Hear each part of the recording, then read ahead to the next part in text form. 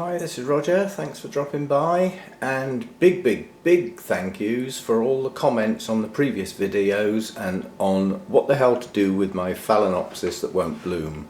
Quite honestly, for me, the ones that haven't bloomed, I think I've just jumped the gun. They were bought ex-nursery, you know, ideal optimum conditions, all that sort of stuff back in the summer, and I think it might be just a bit too soon for those to have acclimatised following their blooms, which, you know, finished in sort of September time.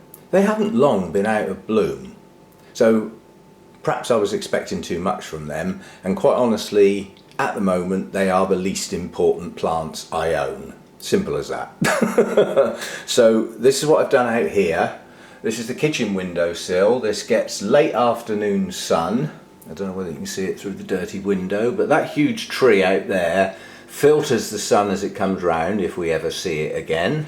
And then that little gap between the trees in the distance there, that's at the moment where the sun sets. So that's the only clear sun they would get, that tiny little gap there.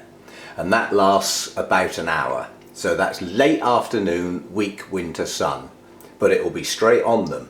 So that's as good as it gets as far as much better light is concerned. And it's my daughter's ones that missed a winter. They didn't bloom, so they haven't bloomed for some time now. So they're not going to get a massive drop in temperature here. You know, this is my kitchen. This goes down to, on a bad night, perhaps 17. Yeah? These are supposed to be warm growers, and I think it's the drop that's important to them. If these were in optimum conditions, they'd be growing at between 25 and 28 degrees. Well, if you drop 25 degrees down to 16, 17, 18, that's quite a drop. It doesn't matter how low it gets, I don't think, it's the difference. So anyway, this is as good as it gets. I've got the humidity tray out, so I've upped the humidity, given the advice, yeah, a lot said. That's too dry for them. You know, they're drying out too quickly, not getting a chance to hydrate their leaves properly via the air, so they're totally reliant on their roots, and I may have been keeping them a bit too dry for too long, so I can watch my step with that. So that's what I've done. These are all my daughters out here. These are all non-bloomers that quite honestly should have done. So I've upped the light, upped the humidity. That's what they're going to get. Let's see what happens. And then in here, I've had a clear out. The ones that are in here either are mine and don't matter. And by don't matter, I mean, you know, they were in bloom late summer. You know, it's only January. You know, let's give them a chance. So my ones that haven't bloomed will get pushed out in the grow room, fed well, watered well, and given the light and the warmth. That's the important thing. Through the summer they'll get the warmth that they need to do vegetative growth. So let's push on a nice lot of leaves, and I'm quite happy to wait till the next season for those to bloom. Somebody else said if you've bought store-bought plants that are in bloom in the summer, they're out of season. That's not a normal time for Phalaenopsis. You know, the traditional time is as the temperatures drop down, you know, into the winter and out through the early spring. So I won't worry about those anyway. The others that have stayed in here are those that are already in spike. Well, they're not going to suddenly get a better spike by moving them. The spike they've got is the spike they've got. That's it. So there's no point in shuffling these around. But what I have done is introduce the humidity trays as advised, and by having a bit of a clear out, these are now all up on the top. I haven't got any underneath because that is quite a low level, light level there. But these have already got spikes, so you know, that's the best they're going to do for now. So that's that little lot. And then again, with the advice, not enough light, well, try this then. I've had a bit of a clear out, well, a move around, shall we say. I've still got space for another couple there actually, and my Sedera japonica is now there. Yeah, well, that's not far back from bare glass, and when the sun comes round in the afternoon it'll be on it, so that's going to get a lot more light. Won't get any midday sun, even though it's winter sun and it's weak. I'm not risking that. That'll still be through the shade netting. Yeah, so that one lives there now on advice. And I got a row of smaller ones here. Some of these are mine, some are my daughter's.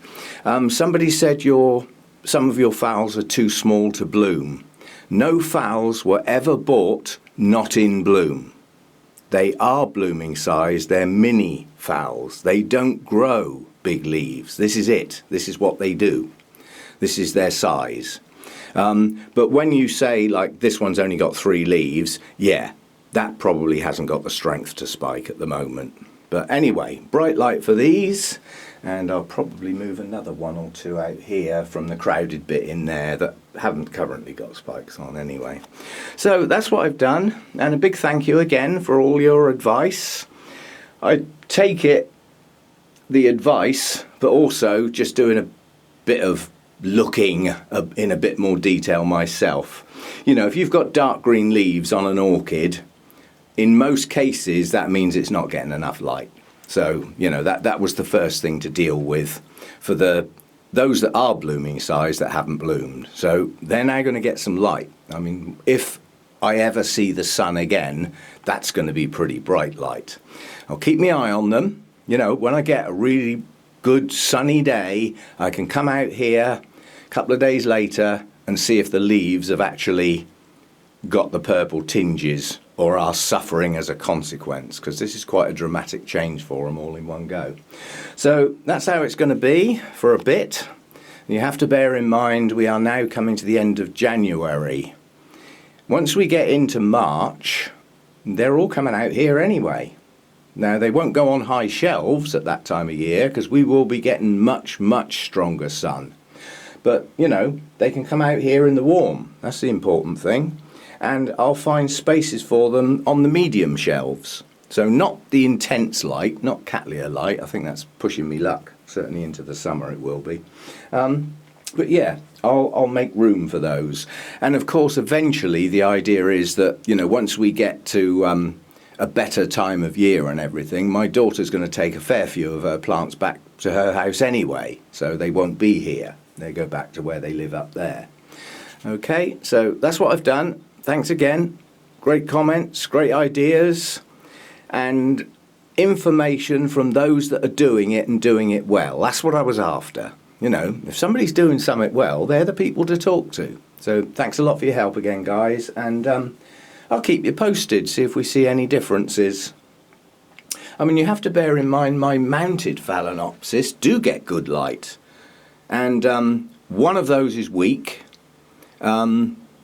2 flowered mid-season last year and haven't spiked. The other one flowered earlier in the year and has got a spike. You know, so, and their leaves are about the right colour.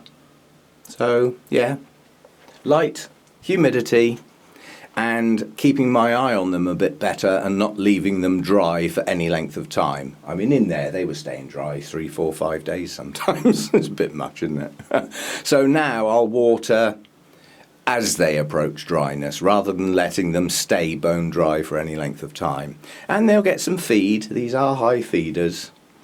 Some say they do well on neglect. I think that's more luck. And yes, they are sturdy little beasts. So, you know, they do put up with an awful lot of abuse, Phalaenopsis. And that's why we like them, and that's why we have them, and that's why they're so popular, and that's why you can buy them in nearly any store, because they're that good. Yeah. Okay, thanks for that then. Bye for now. See you next time.